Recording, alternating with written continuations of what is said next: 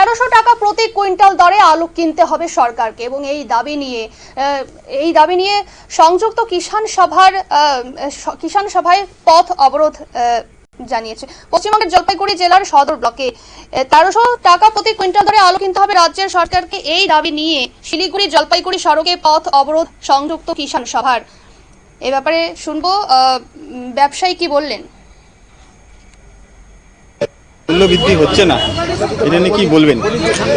মূল্যবৃদ্ধি হচ্ছে না বলেই তো প্রতিবাদে প্রতীকী পথ অবরোধ আমরা জেলা শাসককে জানিয়েছি। জেলার যে কৃষি আধিকারিকরা আছে তাদের কাছেও বার্তা গিয়েছে যে অবিলম্বে কৃষকের আলু হিমঘর থেকে 1300 টাকা কুইন্টাল দরে কিনতে হবে, কিনে তারা বাজারজাত করুক, মিড ডে মিলে দিক, সেটা তাদের ব্যাপার, কিন্তু আমরা চাই কৃষকরা আলুর ন্যায্য মূল্যটা পাক। আজকে কি করা হলো? আজকে সেই দাবিতেই পথ অবরোধ করা হলো। আপনারা শুনলেন ব্যবসায়ীর বক্তব্য। তিনি জানালেন যে ভিন্ন রাজ্যে আলু পাঠানোর ব্যবস্থা করতে হবে, সেই সাথে রাজ্য সরকারকে অন্য রাজ্য সরকারের সঙ্গে কথা বলে যাতে আলু চাষিরা তাদের কষ্টের ফসলের ন্যায্য মূল্য পায়।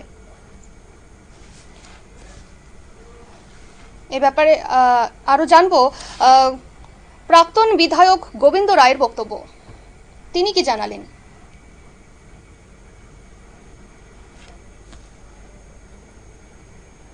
মূল্যবৃদ্ধি হচ্ছে না, এটা নিয়ে কি বলবেন? মূল্যবৃদ্ধি হচ্ছে না বলেই তো প্রতিবাদে প্রতীকী পথ অবরোধ আমরা জেলা শাসককে জানিয়েছি।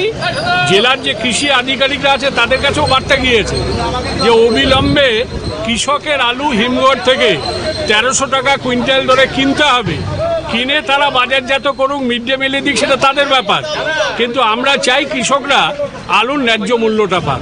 আজকে কি করা হলো? আজকে সেই দাবিতেই পথ অবরোধ করা।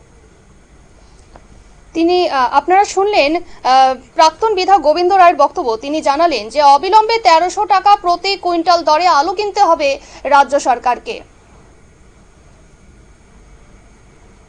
নিয়ে নিচ্ছি ছোট্ট একটি বিজ্ঞাপন বিরতি, সঙ্গে থাকুন।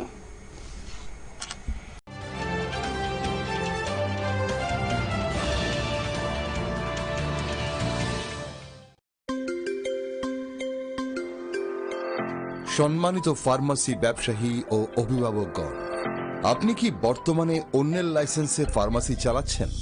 নিজের একটি